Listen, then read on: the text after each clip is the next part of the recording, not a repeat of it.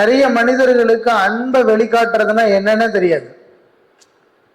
ஸ்பெசிபிக்கா சொல்ல போனா ஆண்களுக்கு அன்பை வெளிக்காட்டுறதுக்கு முழுவாசி தெரியாது. பெண்களாவது சொல்லிடுவாங்க, உங்க மேல இவ்வளவு அன்பு இருக்கிறோம் அப்படின்னு சொல்லிடுவாங்க. ஆனா ஆண்கள் சொல்ல மாட்டாங்க. பல பிரச்சனைகள் ஆரம்பமாகுவது அங்கதான், வேற எந்த பிரச்சனையும் இல்லை. என் வீட்டுக்காரு என் மேல பாசமா இருக்கிறாரான்னு எனக்கு தெரியல. முழுக்க முழுக்க அரசியல் சம்பந்தம் சார்பாக, ஆன்மீகம் சம்பந்தம் சார்பாக, குடும்பவியல் சம்பந்தம் சார்பாக எல்லா விதமான நிகழ்வுகளுக்கும் முக்கிய காரணம் நம்முடைய அஃபெக்ஷனை மற்றவங்களுக்கு காட்டுறோமா இல்லையாங்கிறது தான் முக்கியம்.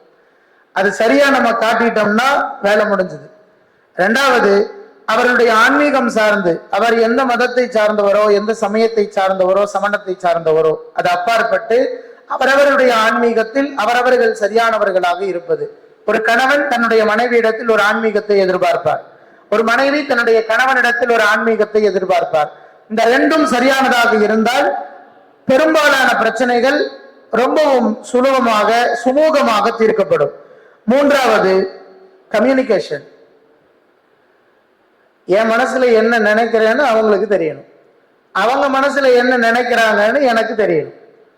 இதுல உட்காந்து பேசணும். நம்ம பேசுறதே இல்லை.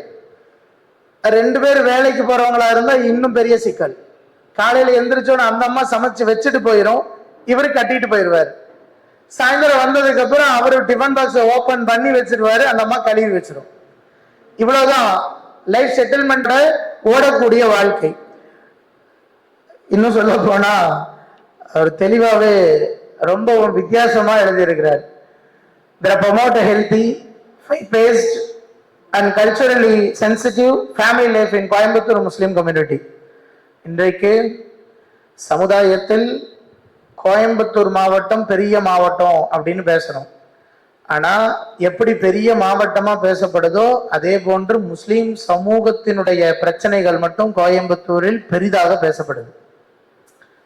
யாராலும் தீர்க்கப்பட முடியாத மிக பெரும் தீர்க்கமான சில முடிவுகள் எடுக்க முடியாத சூழலுக்கு கோயம்புத்தூரினுடைய முஸ்லிம் சமூகம் தள்ளப்பட்டிருக்கிறது.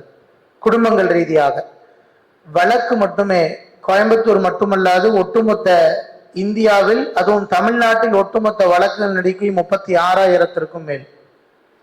முஸ்லிம் சமூகத்தினுடைய வழக்கு மட்டும் 36,000 மேல். இது வெளியே வந்த வழக்குகளுடைய எண்ணிக்கை. ஆனா வெளிவராத வழக்குகளுடைய எண்ணிக்கை ரொம்ப நீட்டமா போகுது.